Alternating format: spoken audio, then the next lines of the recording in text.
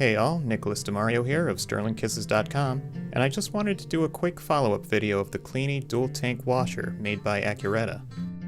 I'll post a link to the original review at the end of the video. For now, here it is set up next to the ePax X1 3D printer. It's about the same size as most standard 3D printers out there now, just to give you an idea of how large the cleaning station is. I let any excess resin drip free from the prints for a while before removing the build plate. I still love being able to put the entire build plate directly into the Cleani. It sits right on top of these adjustable jigs, and then the whole basket is placed right into the tank. I've done a good number of prints since first using the Cleani over a month ago, and still haven't found a need to replace the isopropyl alcohol, though I have had to top it off once or twice. The first cleaning tank has gotten pretty cloudy, but the second cleaning tank is still nice and clear.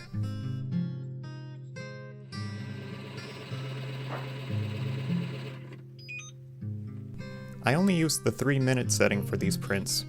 I actually haven't had a need to clean any prints longer than 6 minutes. My process is 3 minutes in the dirty wash for the first cleaning, then 3 minutes in the fresher isopropyl alcohol for the second wash.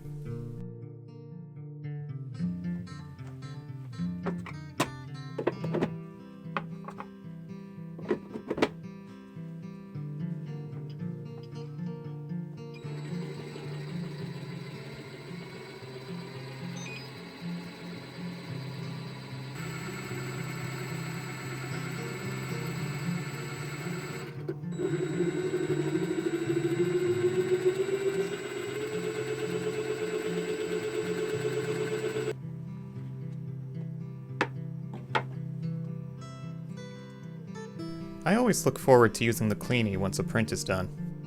I've even noticed an improvement with my castings when working with castable resins such as this ResinWorks Violet material.